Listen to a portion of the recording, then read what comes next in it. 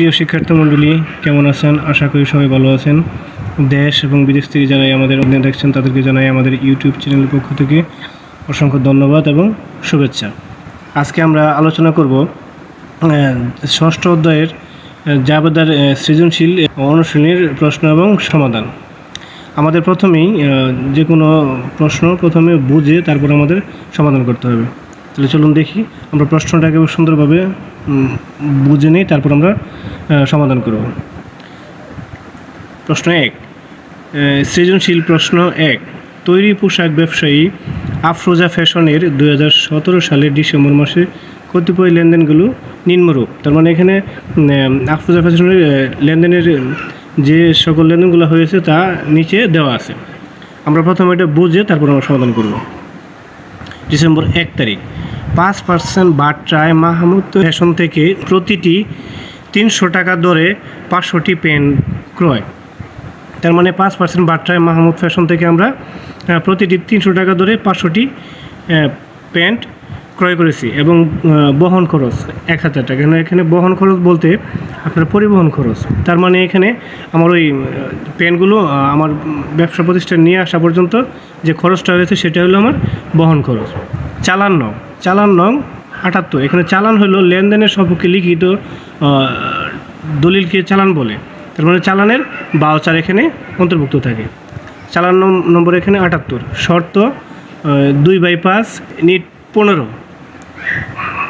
এখানে এই শর্ত অনুযায়ী আমাকে পেনগুলো দেওয়া হবে বা আমরা ক্রয় করব।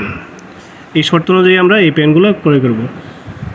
ডিসেম্বর 3, নগদে প্যান্ট বিক্রয় 35,000 টাকা। তার মানে আমরা নগদ টাকা হাতে পেয়েছি এবং বিক্রয় করছি 35,000 টাকা। 8 তারিখ ডিসেম্বর 8 তারিখ মাহমুদ ফ্যাশনকে 100টি পণ্য ত্রুটিযুক্ত থাকায় ফেরত প্রদান করা হলো। তার মানে মাহমুদ ফ্যাশনের কাছ থেকে আমরা প্রতিটি 300 টাকা ধরে 500টি প্যান্ট ক্রয় করেছিলাম। এখান থেকে আমার 100টি প্যান্ট ত্রুটিযুক্ত ছিল। তার মানে এখানে সেটা থাকতে পারে, যে কোনো সমস্যা থাকতে পারে, এগুলো আমরা ফেরত প্রদান করেছি। ডিসেম্বর 10, পুরাতন আসবাবপত্র মেরামত 500 টাকা। তার মানে আমাদের প্রতিষ্ঠানে যে পুরাতন আসবাবপত্র ছিল, এখানে চেয়ার হইতে পারে, ফার্নিচার হইতে পারে, যে কোনো পণ্য হইতে পারে, অফিস সরঞ্জাম হইতে পারে, এই আসবাবপত্রগুলো আমার মেরামত বাবদ মানে বা রিপেয়ার করতে 500 টাকা খরচ হয়েছে। ডিসেম্বর 15 তারিখ ইসলাম স্টোর থেকে প্রতি জোড়া 400 টাকা ধরে 200টি শার্ট ক্রয়। বাট্রা 10%, শর্ত 2/7 নিট 30। এখানে আমার বাট্রা বলতে এখানে 10%, শর্ত বলতে এখানে আমাকে ওনারা কী শর্তে বা কী বাবদ কী পণ্য আমাকে ওনারা দিবে বা আমি কী শর্ত ওনাদের কাছ থেকে এটা কিনবো, এই শর্তগুলি এখানে দেওয়া থাকবে। ইসলাম স্টোর থেকে প্রতি জোড়া 400 টাকা ধরে 200টি শার্ট ক্রয় করছে। ডিসেম্বর 20, মাহমুদ ফ্যাশনকে পরিশোধ 40,000 টাকা। তার মানে মাহমুদ ফ্যাশনের কাছ থেকে আমরা যে পণ্য বা প্যান্ট কিনেছিলাম সেখান থেকে আমরা 40,000 টাকা 20 তারিখে প্রদান করেছি। এখন আমরা নিচে দেখা আছে, নিচে দেখেন যে তথ্যগুলো দেওয়া আছে, যেগুলো আমরা দেখব। আমাদের করণীয় কী? উপযুক্ত তথ্য থেকে ফেরত পণ্যের মূল্য নির্ণয় করো। তার মানে আমরা যে পণ্যটার মূল্য আমরা ফেরত দিয়েছি সেটার আমার নির্ণয় করতে হবে। এখানে কিন্তু সৃজনশীল অনুযায়ী এখানে নাম্বার থাকে 2। তার মানে এইটুকু আমরা করতে পারলে আমার প্রশ্নের মধ্যে যে আমরা যদি সমাধান করতে পারি তাহলে আমার নাম্বার থাকবে 2। এটা আমরা যদি নির্ণয় করতে পারি আমরা পাবো 2। উপযুক্ত লেনদেনের ভিত্তিতে আফরোজা ফ্যাশনের ক্রয় জাবেদা প্রস্তুত করো। তার মানে কি, এখানে উপযুক্ত লেনদেনে যে লেনদেনগুলো দেওয়া আছে সেই আফরোজা ফ্যাশনের ক্রয় জাবেদা প্রস্তুত করতে হবে। এখানে ক্রয় জাবেদার নাম্বার থাকবে 4। ক্রয় জাবেদার সংশ্লিষ্ট লেনদেন ব্যতীত। তার মানে কি, ক্রয় জাবেদার মধ্যে যেসব লেনদেনগুলো থাকবে সেগুলো বাদে বা ওইগুলো ছাড়া অবশিষ্ট লেনদেনের সাধারণ জাবেদা দাখিলা দাও।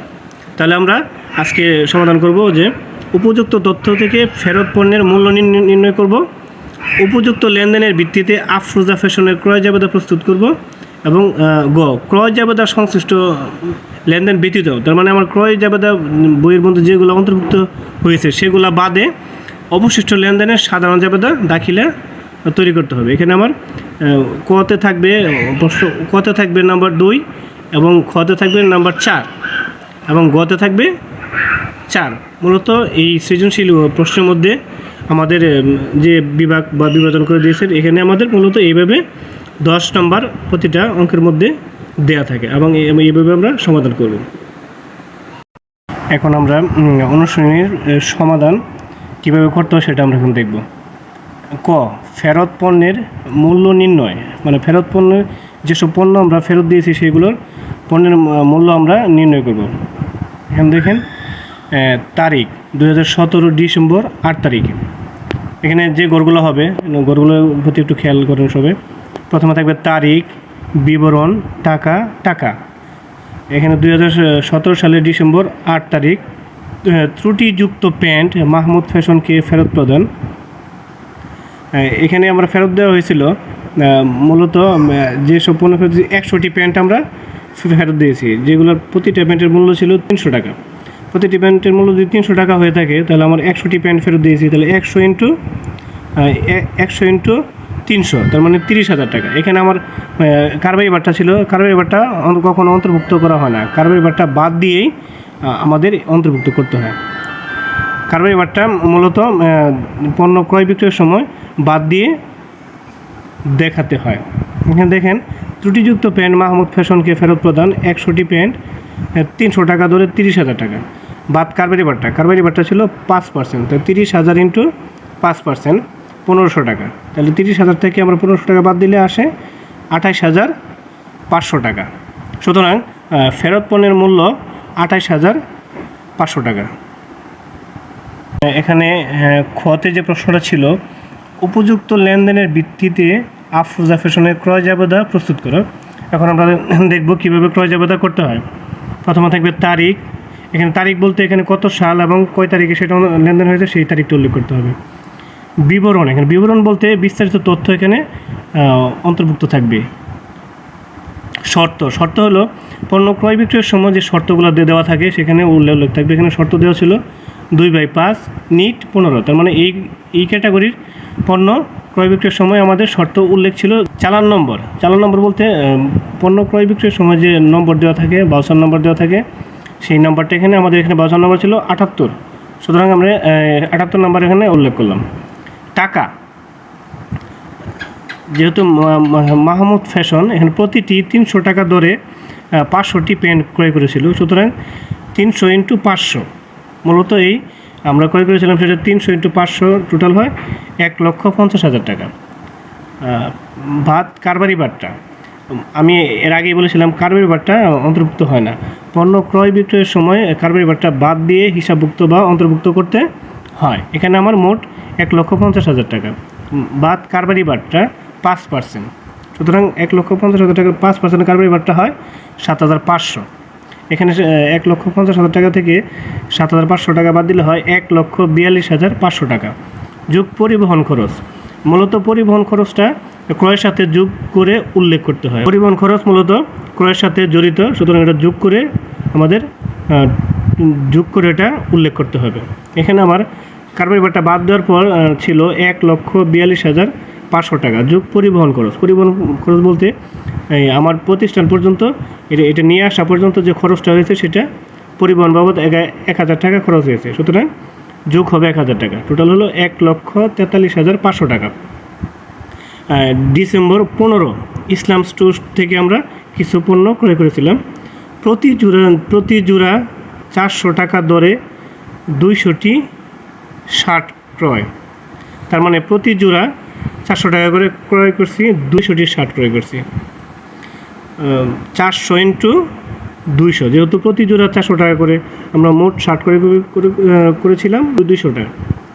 এখানে প্রতি জোড়া 400 টাকা দরে 200টি শার্ট ক্রয়, তার মানে প্রতি জোড়া 400 টাকা, 400 ইন্টু 200 মূলত আমার হয় 40,000 টাকা। এখানে আমার শর্ত দেওয়া ছিল 2/7 নিট 30, তার মানে এখানে আমার এই শর্ত অনুযায়ী আমরা ক্রয় করেছিলাম।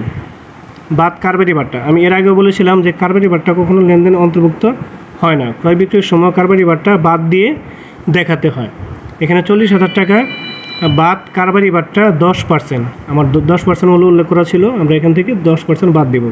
তাহলে 40,000 টাকা থেকে বাদ কারবারি বাদটা 4,000 টাকা, তাহলে 40 থেকে 4,000 টাকা বাদ দিলে হয় 36,000 টাকা।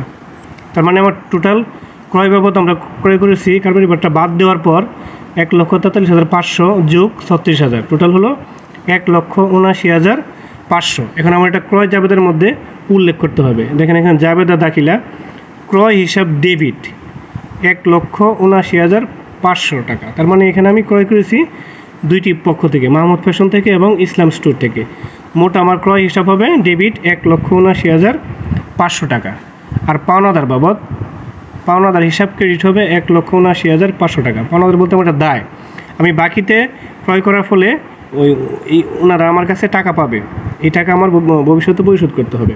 সুতরাং জাবেদা দাখিলা হবে ক্রয় হিসাব ডেবিট 1,79,500, পাওনাদার হিসাব ডেবিট 1,79,500। এখানে ক্রয় হিসাব আমার একটা খরচ এবং পাওনাদার হিসাব হলো আমার একটা দায়। উত্তর ক্রয় জাবেদার যোগফল 1,79,500 টাকা। 3 নম্বর যে প্রশ্নটি ছিল, ক্রয় জাবেদার সংশ্লিষ্ট লেনদেন ব্যতীত অবশিষ্ট লেনদেনের সাধারণ জাবেদা দাখিলা দাও। তাহলে আমরা এখন শিখব যে আফরোজা ফ্যাশনের সাধারণ জাবেদা। প্রথমে থাকবে তারিখ, বিবরণ, এখানে তারিখ দেওয়া থাকবে কত সাল এবং কোন দিনে এই লেনদেনটা সংঘটিত হয়েছে। বিবরণ বলতে এখানে বিস্তারিত তথ্য উল্লেখ থাকবে। খতিয়ান পৃষ্ঠা, খতিয়ান পৃষ্ঠা জিনিসটা অনেকেই ভুল করে বা অনেকে জানা থাকে না। খতিয়ান পৃষ্ঠা হলো মূলত লেনদেন আমরা যখন করব বা জাবেদা অন্তর্ভুক্ত করব, এই একটা খতিয়ান পৃষ্ঠার বইয়ের মধ্যে জাবেদার যে লেনদেনটা সংঘটিত হয়েছে এটা খতিয়ান বইয়ের মধ্যে কত নম্বর পৃষ্ঠায় উল্লেখ থাকবে সেখানে এটা দেওয়া থাকবে, যাতে আমরা এই নম্বর অনুযায়ী খতিয়ান পৃষ্ঠা বা খতিয়ান বই থেকে সহজে এই লেনদেনটা আমরা বের করতে পারি। ডেবিট টাকা এবং ক্রেডিট টাকা। 2017 ডিসেম্বর 3 যে লেনদেনটি হয়েছিল, নগদে প্যান্ট বিক্রয় ছিল 35,000 টাকা। এখানে নগদান হিসাব ডেবিট, বিক্রয় হিসাব ক্রেডিট 35,000 টাকা। আমার ডেবিট পাশে নগদান হিসাব 35,000 টাকা এবং ঠিক ক্রেডিট পাশে বিক্রয় হিসাব ক্রেডিট 35,000 টাকা। এখানে নগদান হিসাব ডেবিট হলো নগদ টাকা যদি আসে বা বৃদ্ধি পায় তখন সেটা আমার হয় ডেবিট, সুতরাং নগদান হিসাব ডেবিট 35,000 টাকা। বিক্রয় হিসাব বাবদ আমার বিক্রয় করার ফলে আমার আয়টা বেড়ে গেছে, আমার আয় বাড়লে হয় ক্রেডিট 35,000 টাকা। 8 তারিখ ডিসেম্বর 8 প্রশ্ন ছিল মাহমুদ ফ্যাশনকে 100টি প্যান্ট ত্রুটিযুক্ত থাকায় ফেরত প্রদান করা হলো। এখানে জাবেদাটা হবে পাওনাদার হিসাব ডেবিট, ক্রয় হিসাব ক্রেডিট 28,500 টাকা। এখানে পাওনাদার মাহমুদ ফ্যাশন হিসাব ডেবিট 28,500, ক্রয় ফেরত হিসাব ক্রেডিট 28,500 টাকা।